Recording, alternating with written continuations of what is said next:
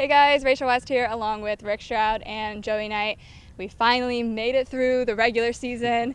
It was a roller coaster to say the least, but we made it through 18 weeks. Now getting ready for a wild card weekend coming up this weekend. We obviously know the Bucs are facing the Cowboys later on in the week. But first off, going into the game yesterday in Atlanta against the Falcons, they kind of went in with two goals. Gain some momentum to, head into the playoffs and don't leave with any injuries. Well, they lost the game, so I don't know how much momentum they came away with, and they also came away with some injuries. So did they accomplish what they wanted to accomplish, Rick? Well, I think they would have liked to have won the game, but I do think the momentum, according to Todd Bowles, was actually playing, right? They didn't want to sit guys and then lose that. And I think the one thing they were able to do, at least on offense, is come out and start fast. We haven't seen that. It's only the third time this year that they've taken the first possession and stuck it in the end zone, which was good to see.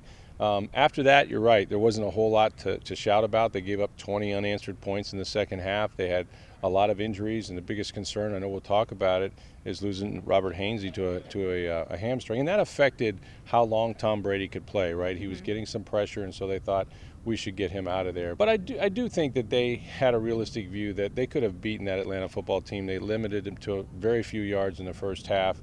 When their regulars were in there. So overall, defense did their job when the starters were in. Offense did their job, and they lost the game, which was bad, but didn't affect anything.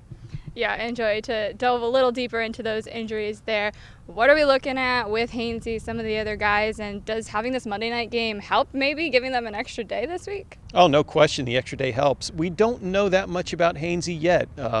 Coach Todd Bowles, we spoke with him earlier Monday, he was a little uncertain about Robert's status going forward. He doesn't even know if he's going to need an MRI. He doesn't know how extensive that hamstring injury is.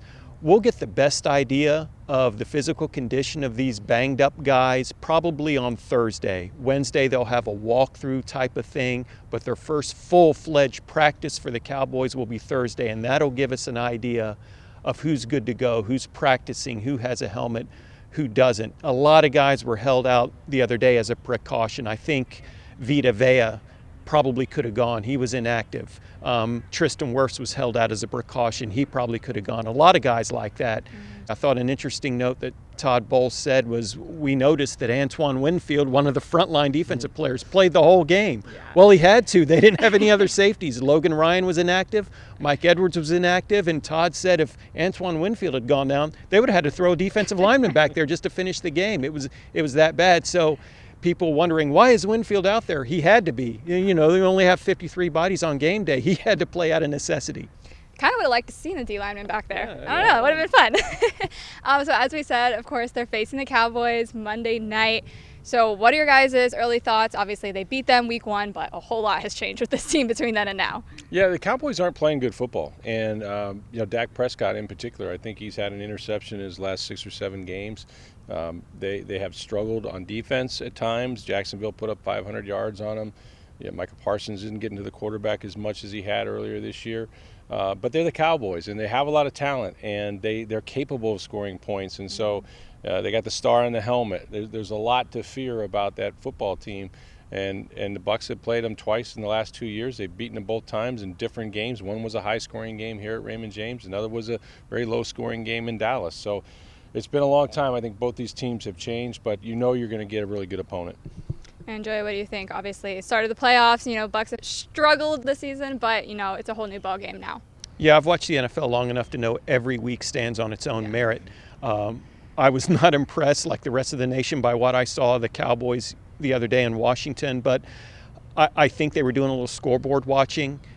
The only way they could clinch the division and, a home playoff game was for the Eagles to lose. And when it became clear the Eagles were not going to lose to the Giants, I think they kind of shut it down, maybe took some players out. I know Dak Prescott came out. They probably shut down some of the things they were trying to do offensively and defensively. So I don't certainly, yes, Dallas has struggled a little bit as of late, but I don't think the game they played against Washington should be any kind of a gauge of what we'll see Monday night. Every game stands on its own.